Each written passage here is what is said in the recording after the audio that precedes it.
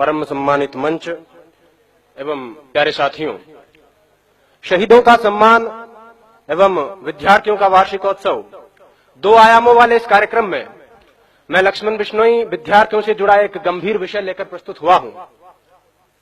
विचारों की अभिव्यक्ति में कहीं कोई त्रुटि हो तो क्षमा करें।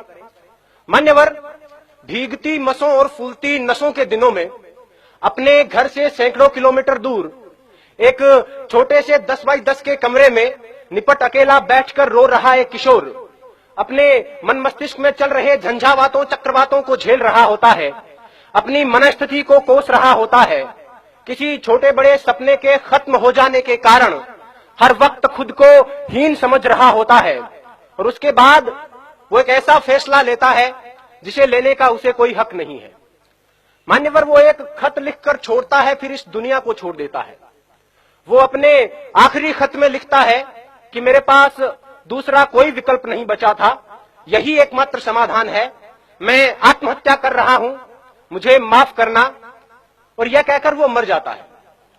मेरा आज का विषय उस आखिरी खत का जवाब है कि आत्महत्या कोई समाधान नहीं है। मान्यवर, सोचिए, जरा सोचिए, किसी कमरे में एक पंखे से एक रस्सी बंधी हुई है, उस पर एक लड़का लटक रहा है, उसके निर्जीव शरीर के निर्बल और शक्तिहीन हाथ पैर हवा में झूल रहे हैं, आंखें फटी हुई है, गर्दन की नसें टूट चुकी है और गालों पर आंसू की कुछ बूंदें सूखकर जमी हुई है। मान्यवर, वो लड़का एक बार के लिए तो मर गया, लेकिन उसकी फटी हुई आंखें उसकी मां का फटा हुआ कलेजा बनकर जिंदा रहेंगी। उसकी गर्दन की टूटी हुई नसें उसके बाप के दिल के टूटे हुए वो तार बनेंगी जो अब कभी झंकृत नहीं होंगे। गालों पर सूख चुके आंसू के बूंदें उसकी बहन की आंखों से हरदम बहा करेंगी और उस निर्जीव शरीर के निर्बल और शक्तिहीन हाथ पैर जो हवा में झूल रहे हैं उसके भाई की हिम्मत को जिंदगी भर तोड़ा करेंगे।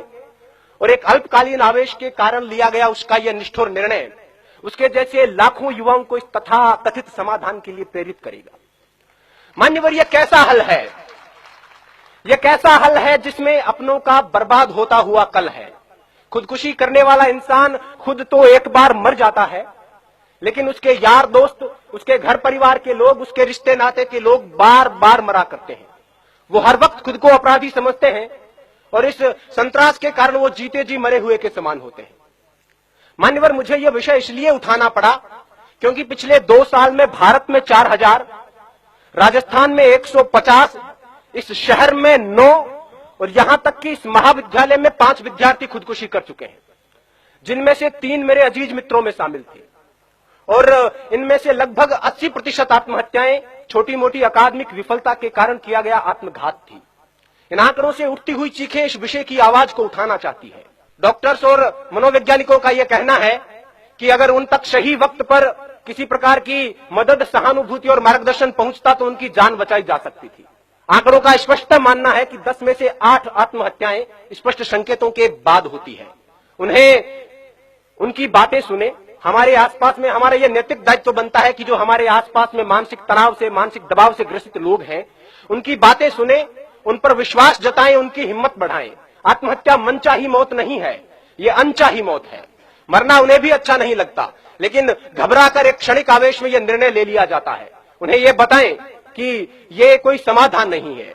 अब तो घबराकर यह कहते हैं कि मर जाएंगे, मरकर भी चैन नहीं मिला तो किधर जाएंगे। सही वक्त पर उन तक पहुंचाया गया मानसिक प्रोत्साहन उनकी जान बचा सकता है। जो खुदकुशी करना चाहते हैं उनके लिए मेरा यही संदेश है कि जब कभी यह लगने लगे कि अब तो बस आत्महत्या ही एकमात्र उपाय है, खुदकुशी ही एकमात्र समाधान है, तब अपनी आंखें बंद करके अपनी भविष्य दृष्टा कल्पना शक्ति से अपनी मौत का मंजर देखिए।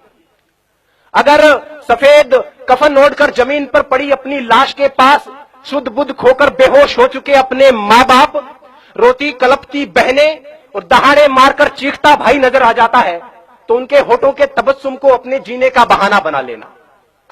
अपने शोक, अपने सपने जो आपकी मौत के साथ किसी और मायने में पूरे हो रहे हैं, उन्हें पूरे करने को अपने जीने का बहाना बना लेना। अपनी कला को विस्तार देने को, आगे के जीवन को निहार लेने को, दूसरों को उपकार देने को कोई भी बहाना बना लेना। जीने के बहाने लाखों हैं। अगर फिर भी कोई बहाना ना मिले तो जैसे बचपन में मास्टर जी की मार से बचने के लिए कोई बहाना गढ़ लिया करते थे, इस बार मौत से बचने के लिए बहाना गढ़ लीजिए, लेकिन मरिए मत। और वैसे भी अकादमिक विफलता कोई विफलता नहीं होती। विश्व नायक माने जाने वाले लोग कभी अपने अकादमिक क्षेत्र में सफल नहीं हो पाए थे। जिंदगी यहीं तक नहीं है, सफलता का पैमाना सिर्फ यही नहीं है। Mahatma Gandhi, Gurudev Rabindranath Tagore, Thomas Alva Edison, Newton, Steven Spielberg, Mark Zuckerberg, Sachin Tendulkar, Bill Gates अपनी स्कूल कॉलेज की परीक्षाओं में कभी सफल नहीं रहे थे, लेकिन जीवन में अपने अपने क्षेत्र में उत्कर्ष तक पहुंचे, पराकाष्ठाओं तक पहुंचे। अतः छोटी मोटी विफलताओं को दिल से न लगाएं, छोटे मोटे सपनों के पीछे जीवन बर्बाद न करें। गोपालदास नीरज जी की पंक्तियां हैं कि छिप छिप अश्रु बहाने वालों, छिप छिप अश्रु बहाने वालों, मोती व्यर्थ लुटाने वालों, कुछ सपनों के मर जाने से जीवन नहीं मरा करता है। सपना क्या है? सपना क्या है? नयन सेज पर सोया हुआ आंख का पानी, और उसका टूटना जूं जागे कच्ची नींद जवानी।